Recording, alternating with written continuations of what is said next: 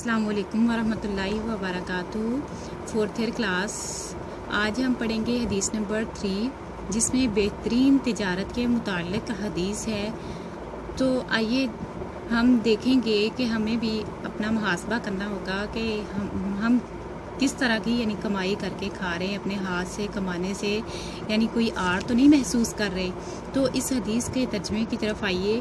अन से जुमे इब्न उमैर, हज़रत जमे बिन उमैर रज़ियल्लाहु ताला अन्हु अन खालिही, उसके खालू ने उन्होंने अपने खालू से कहा सुइला, सवाल किया गया रसूलुल्लाह सल्लल्लाहु अलैहि वसल्लम से अन अफजलिल कसबी, अफजल कमाई के मतलब, यानी उन्होंने सवाल किया। हज़रत जमी इब्न उमैर अपने मामू से रवायत करते हैं कि इनके मामू ने बताया कि रसूलुल्लाह सल्लल्लाहु अलैहि वसल्लम से बेहतरीन कमाई के मतलब सवाल किया गया। सुइला का मानी है सवाल किया गया। अन अफजल कसबी यानी अन से अफजल बेहतरीन, अलकसबी कमाई के मतलब सवाल किया गया। फ़काला, पस आपने फरमाया बैउन तिजारत मबरूर, यानी जायज़ तिजारत वो है जो जिसमें अल्लाह की नाफरमानी ना हो। व आमालू, और काम करना, रजुल आदमी का बियदी, अपने हाथ के साथ। अब आइए बामुहावरा तर्जमा।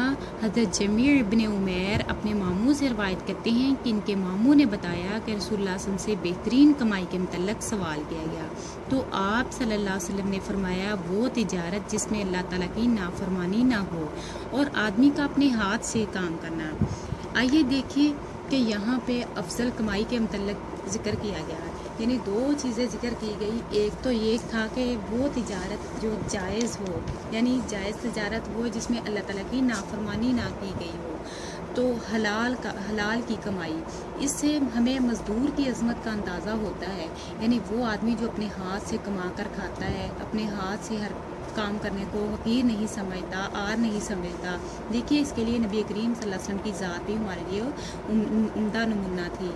नबी करीम सल्लल्लाहु अलैहि वसल्लम का अपना हर काम अपने हाथ से किया करते थे।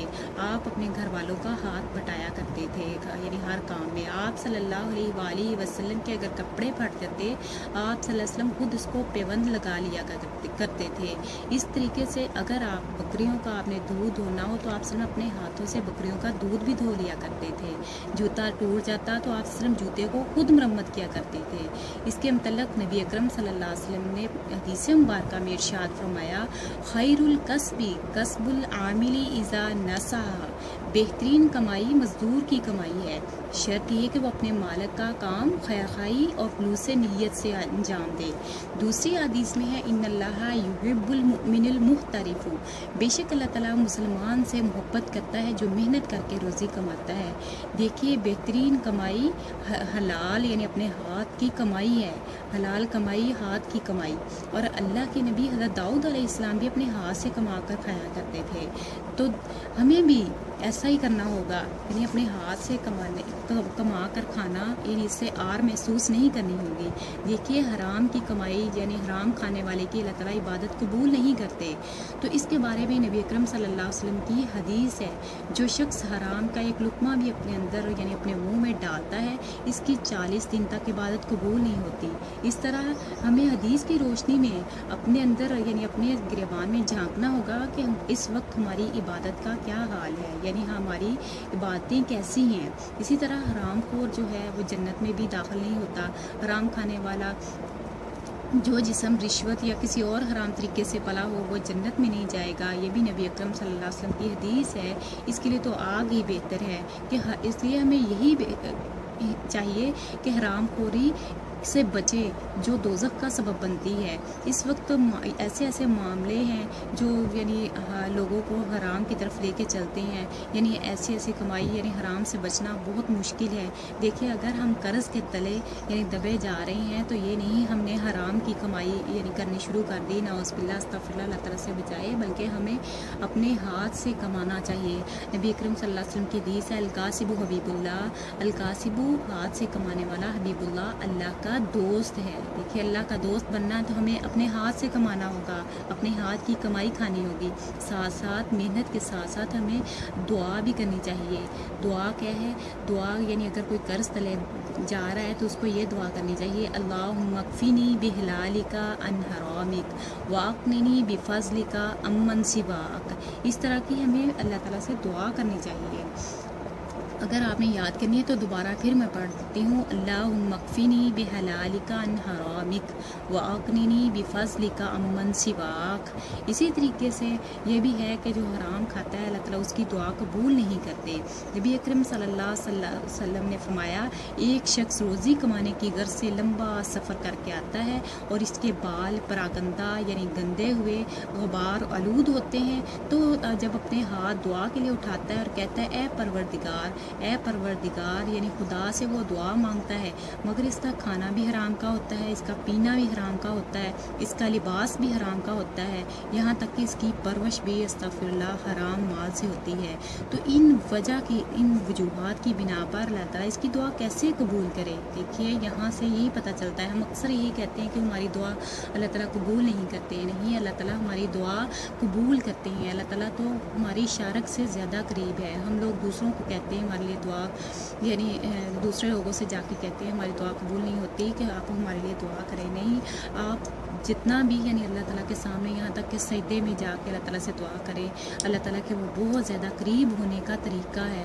اللہ تعالیٰ ضرور قبول کریں. اور یہ بھی ہوتا ہے کہ ہم جلدی میں مانگ دیتے ہیں, جلدی میں مانگی ہوئی دعا بھی قبول نہیں ہوتی. سکون, اطمینان, وقار سے دعا مانگو. کیوں؟ اللہ تعالیٰ کے سامنے یعنی اپنی عاجزی انکساری کا اظہار کرو تو اللہ تعالیٰ ہماری دعا بھی قبول کریں گے. تو اسی طریقے سے حلال یعنی کمائی کرنی ہے, ہاتھ سے کما کر کھانا ہے, تب بھی اللہ تعالیٰ ہماری دعا قبول کرے گا.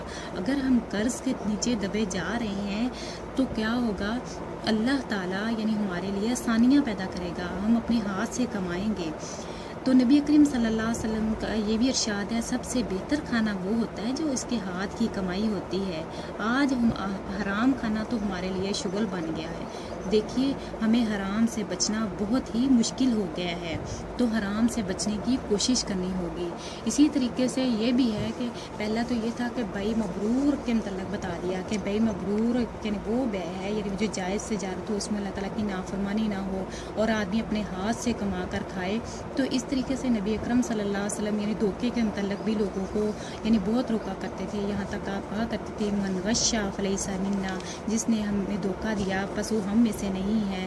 اور کچھ لوگ ایسے بھی ہوتے ہیں کہ اکثر بولی لگی ہوتی ہے تو لینے کی ان کی نیت نہیں ہوتی وہ چیز جب وہ بک رہی ہوتی ہے, تو بلکہ وہ قیمت کو بڑھانے کی خاطر بولی کو اور زیادہ یعنی قیمت بڑھا دیتے ہیں. لیکن یہ بھی حدیث کے مطابق ممنوع شکل ہے. اس طریقے سے ذخیرہ اندوزی انسان کرتا ہے, یعنی چیزوں کو جمع کر کے رکھتا ہے, پھر وہ اس کے ذہن میں یہ ہوتا ہے جس لوگوں کو اس کی ضرورت ہوتی ہے لیکن اس انسان کے پاس وہ چیزیں وافر مقدار میں موجود ہے اور یہ جمع کر کے رکھ رہا ہے اس نیت سے کہ جب مہنگی ہو جائے گی تب میں بیچوں گا. یہ بھی گناہ ہے. اس طرح کے کام یعنی اس طرح کی خرید و فروخت کرنی یعنی درست نہیں ہے. تو اس کے لیے یہی ہے کہ بیچنے والے اور گاہک کے درمیان لڑائی جھگڑے کا اندیشہ پیدا ہو جاتا ہے. دیکھیے نبی اکرم صلی اللہ علیہ وآلہ وسلم خود جا کر آپ صلی اللہ علیہ وسلم کا ایک واقعہ ہے کہ آپ صلی اللہ علیہ وسلم ایک مرتبہ بازار میں سے گزر رہے تھے. آپ نے دیکھا کہ ایک گندم کا ڈھیر پڑا ہوا ہے. آپ صلی اللہ علیہ وسلم نے اس گندم کے ڈھیر کے اندر ہاتھ ڈالا. جب ہاتھ ڈالا تو اس کے اندر سے تری یعنی گیلے دانے گندم کے محسوس ہوئے. تو آپ صلی اللہ علیہ وسلم نے اس آدمی سے پوچھا آپ نے ایسا کیوں کیا؟ اس نے کہا کہ اوپر بارش پڑ گئی تھی, گندم کے دانے یعنی گیلے ہو گئے تھے, تو اس نے اوپر والے گندم کے دانے یعنی گیلے نیچے کر دیے اور خشک جو تھے اوپر کر دیے. تو نبی کریم صلی اللہ علیہ وسلم نے کہا یعنی یہ حدیث پڑھی, من غشا, جس نے دھوکہ دیا فلیس منا, پس وہ ہم میں سے نہیں. دیکھیے آج کل یعنی اکثر یعنی ایسے ہی ہوتا ہے, فروٹس لے لیں یا سبزیاں لے لیں, یعنی اوپر انہوں نے اچھی چیز رکھی ہوتی ہے اور نیچے یعنی نیچے ویسے ہی یعنی خراب چیز ہوتی ہے، تو ہمارے لیے نبی اکرم صلی اللہ علیہ وسلم کی احادیث ہے، تو ہمیں بھی ہر یعنی آدمی کو، ہر لڑکی کو اپنے گھروں کی اصلاح کرنی ہوگی۔ آیا کہ کیا ہم ان چیزوں کی طرف تو نہیں پلٹ رہے، یعنی اس حرام کی کمائی کی طرف تو نہیں پلٹ رہے؟ ہماری جو تجارت ہے وہ جائز ہے، اس میں اللہ تعالیٰ کی نافرمانی تو نہیں شامل، اور جو ہماری کمائی ہے وہ ہاتھ کی کمائی ہے، ہماری دعا کو اللہ تعالیٰ قبول کر رہے ہیں یا نہیں؟ اگر نہیں کر رہے تو ہمیں اپنا محاسبہ کرنا ہوگا کہ ہماری کمائی جو ہے ہاتھ کی کمائی ہے یا ویسے ہی یعنی سود کا پیسہ ہے۔ سود کے پیسے سے تو اللہ تعالیٰ بچائے، محفوظ کرے، ہمیں اپنا محاسبہ کرنا ہوگا۔ اللہ رب العزت ہمیں یعنی جائز تجارت کرنے کی اور اپنے ہاتھ سے کمانے کی توفیق دے، اور ہاتھ سے کمانے میں آر محسوس ہم نہ کریں۔ اللہ تعالیٰ اس پہ عمل کی توفیق دے، آمین۔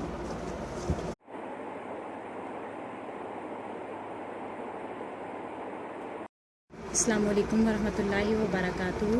فورتھ ایئر کلاس ہم لوگ آج پڑھیں گے ایمان کی شاخیں۔ تو دیکھیے ترجمے کی طرف، ان ابی ہریرہ، ان سے ابی ہریرہ، ابو ہریرہ رضی اللہ تعالیٰ عنہ قالا کہا، یعنی حضرت ابو ہریرہ رضی اللہ تعالیٰ عنہ نے کہا، قالا فرمایا رسول اللہ صلی اللہ علیہ وسلم نے، الایمان ایمان، بیزو زائد واو اور سبونا 70 شعبتن شاخیں، واو اور فی میں روایتن روایت، ایک اور روایت میں ہے بیزو زائد و ستونا اور 60 شعبتن شاخیں ہیں، والحیاء اور حیا شعبتن من الایمان، شاخ ہے ایمان کی، اخرج الخمسہ، اس کو بیان کیا پانچوں محدثین نے، وزاد فی روایتن، زائد الفاظ ہیں ایک روایت میں، فافضلها، اس میں افضل یعنی سب سے افضل چیز کیا ہے؟ قولو، کہنا، لا الہ نہیں معبود، لا کا معنی لا الہ معبود نہیں ہے کوئی معبود، الا اللہ سوائے اللہ کے، وادناہا اور سب سے کم تر درجہ، یعنی وہ افضل درجہ لا الہ الا اللہ تھا ایمان کی شاخ میں سے، اور ادنا درجہ اماطۃ الاذی، یعنی دور کرنا تکلیف کو، تکلیف دہ چیز کو، یعنی طریق راستے سے، سے طریق راستے سے۔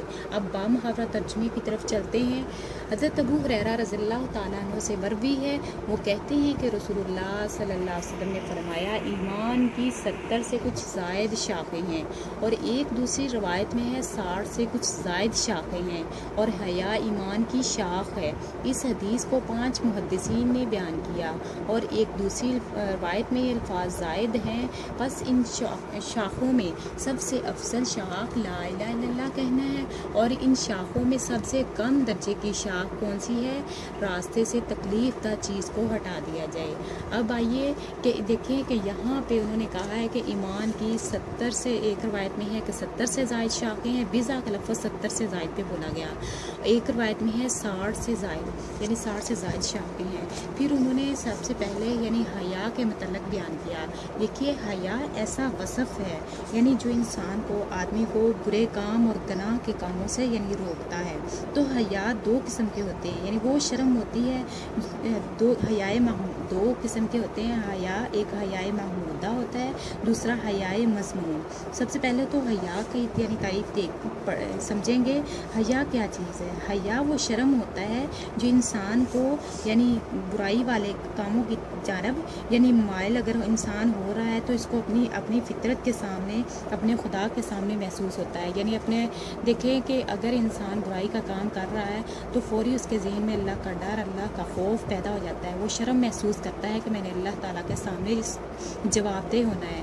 تو اگر میں یعنی تنہائی میں ہوں گا تو تب بھی اللہ تعالیٰ یعنی میرے سامنے ہے، کیونکہ اللہ تعالیٰ انسان کے سامنے حاضر و ناظر ہے۔ اگر انسان اللہ کو ہر وقت حاضر ناظر سمجھے کہ اللہ دیکھ رہا ہے تو انسان ایسی برائیوں کی طرف کبھی نہیں مائل ہوتا۔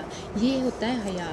حیا محمودہ پھر کیا ہوتا ہے؟ حیا محمودہ وہ حیا ہوتا ہے جو انسان کو برائی سے روک دے، اس کو حیا محمودہ کہتے ہیں۔ جیسے مثلاً بڑوں کا ادب ہے، بد زبانی سے پرہیز کرنا، یعنی بڑوں کا ادب ہم لوگ کریں، یعنی ایک معاشرے کی روح سے، یعنی اگر ہم بڑوں سے بدتمیزی کریں تو یہ برا سمجھا جاتا ہے، اور اس طریقے سے کسی سے بدتمیزی کریں یعنی برے الفاظ بولیں، ایسی بد زبانی سے ہمیں روکا گیا۔ پھر اس طریقے سے حیا مذمومہ وہ حیا ہوتا ہے جو انسان کو اچھے کاموں سے روک دے، حیا مذمومہ جس کی مذمت کی جاتی ہے۔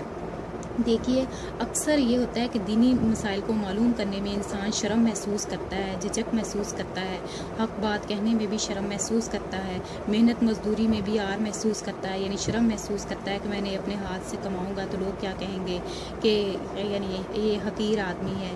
دیکھیے دینی امور میں سر انجام دینے میں بھی انسان شرم محسوس کرتا ہے، ایسی یہ غلط بات ہے۔ اسلامی اخلاقیات حیا کا دائرہ تو پوری زندگی پر محیط ہے۔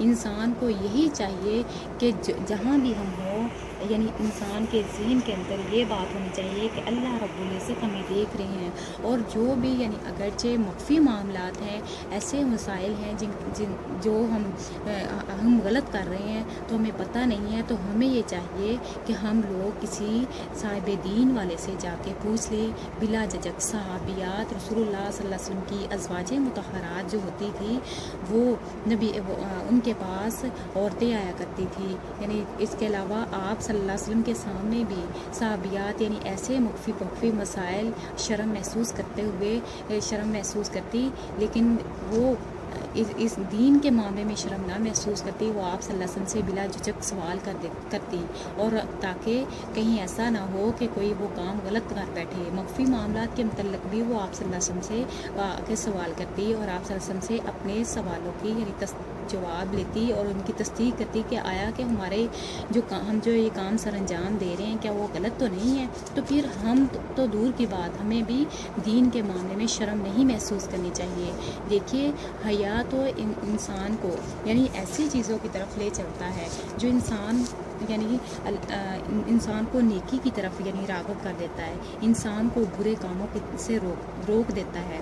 تو دیکھیں کہ ایسا کام کرنا جس سے انسان کو تکلیف پہنچے اور وہ ایمان کے منافی ہوتا ہے، تو اس میں یہاں پہ سب سے افضل یعنی قول وہ لا الہ الا اللہ ہے۔ تو سب سے افضل قول ایمان کی شاخوں میں یعنی ایمان یہی ہے کہ یعنی اللہ پر ایمان لانا، اس کے رسولوں پر ایمان لانا، فرشتوں پر ایمان لانا۔ دیکھیں یہاں پہ اس کو لا الہ الا اللہ میں توحید کا ثبوت ہے۔ توحید کا معنی یعنی واحد سے نکلا ہے، یعنی اس کا معنی ماننا یا اکیلا یا ایک اللہ تعالیٰ کو سمجھنا۔ پھر اس کا اصطلاحی معنی بھی یہی ہو سکتا ہے کہ خدا کو اس کی ذات میں، صفات میں، عبادت میں اللہ تعالیٰ کو واحد اور یکتا سمجھنا، یعنی واحد سمجھنا۔ اس کے متعلق نبی اکرم اللہ تعالیٰ نے قرآن پاک میں اپنے لیے یعنی یہ پوری سورت اخلاص نازل کی، قل هو اللہ احد، یعنی اللہ تعالیٰ کا نسب نامہ ہے۔ کہہ دیجئے اللہ تعالیٰ ایک ہے، لم یلد ولم یولد، نہ اس کی اولاد ہے نہ وہ کسی سے جنم دیا گیا، ولم یکن لہ کفوا احد، نہ اس کا کوئی ایک بھی ہمسر نہیں ہے۔ کہیں پہ اللہ تعالیٰ قرآن پاک میں ارشاد فرماتے ہیں ولم یتخذ ولدا ولم یکن لہ شریک فی الملک، نہ اس کی اولاد ہے اور نہ اس کی بادشاہی میں اس کا کوئی شریک ہے۔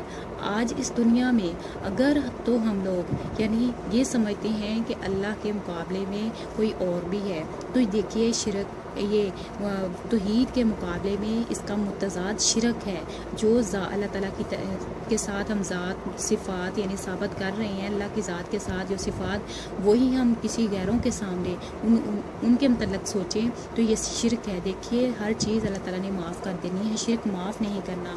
شرک کے متعلق اللہ تعالیٰ کا ارشاد ہے ان الشرک لظلم عظیم، بے شک شرک ہے جو بہت بڑا ظلم ہے۔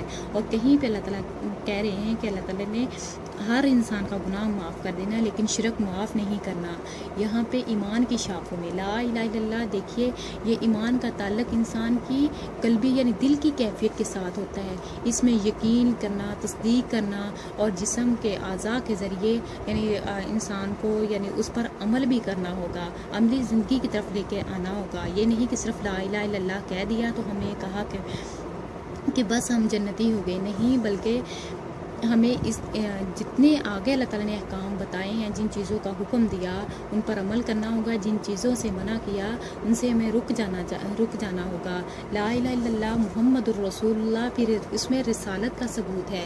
رسالت سے مراد یہی ہے یعنی جتنے بھی انبیاء کرام آئے یعنی اللہ تعالیٰ کا پیغام انہوں نے بندوں تک پہنچایا، تو ہمارا ان پر ایمان ہونا چاہیے کہ نبی اپنے اپنے دور کے لحاظ سے سچے تھے اور وہ اللہ تعالیٰ کی طرف سے یعنی ان کے اوپر یعنی جو قرآن پاک یا اس کے علاوہ پچھلی کتابیں تورات، زبور، انجیل نازل ہوئی وہ سچی کتابیں تھیں، ہمارا ان پر ایمان ہے، اور ہمارے لیے آخری کتاب قرآن مجید ہے جو ہمارے لیے پوری زندگی گزارنے کے لیے ایک آئیڈل ہے، ایک نمونہ ہے، جس پر اگر ہمیں کسی معاملے میں رہنمائی لینی ہوگی تو ہمیں قرآن و حدیث کی طرف رجوع کرنا ہوگا۔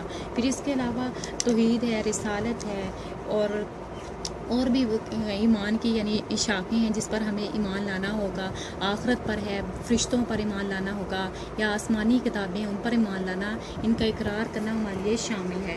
اگر تو ہم یہ نہیں کہ ہم لوگ زبان سے کلمہ لا الہ الا اللہ کہہ دیں اور دل سے یقین ہی نہ کریں، نہیں، بلکہ ہمیں زبان سے بھی اس کی تصدیق کرنی چاہیے اور دل سے یقین بھی کرنا چاہیے اور جسم کے ذریعے ان کی یعنی ادائیگی بھی کرنی ہوگی۔ تو یہ ہوگا، تب یہ ہوگا سب سے افضل قول، یعنی کہنا لا الہ الا اللہ، لا الہ الا اللہ کہہ دیا اور پھر اس پر ڈٹ جانا یہی ہوگا کہ اس پہ عمل بھی کرنا ہوگا۔ دیکھیے کتنے لوگ تھے، حضرت بلال حبشی رضی اللہ تعالیٰ عنہ، انہوں نے صرف لا الہ الا اللہ کہہ دیا، بس صرف زبان سے لا الہ الا اللہ کہہ نہیں دیا، اسی وجہ سے نہیں اتنی تکلیفیں اٹھائی کہ ان کو کتنی ایذائیں دی جاتی۔ حضرت عمار بن یاسر، حضرت سمیہ رضی اللہ تعالیٰ عنہ، ابو جہل ان کو کتنی تکلیفیں دیتے، یہاں تک کہ ان تینوں کو یعنی تپتی ریت پہ لٹایا جاتا۔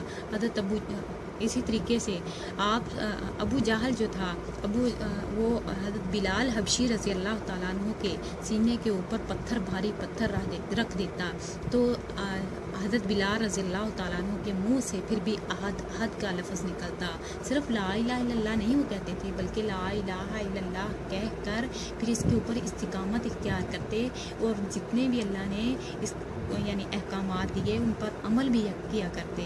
ان کا وہ صرف کہنے سے ہی نہیں ان کو اتنی عزائیں ملتی، بلکہ ان پر عمل کرنے کی وجہ سے انہیں اتنی تکلیفیں دی جاتی، لیکن انہوں نے اپنے اس عقیدے سے نہ پلٹے۔ ہمیں بھی اپنا ایسا عقیدہ بنانا ہوگا۔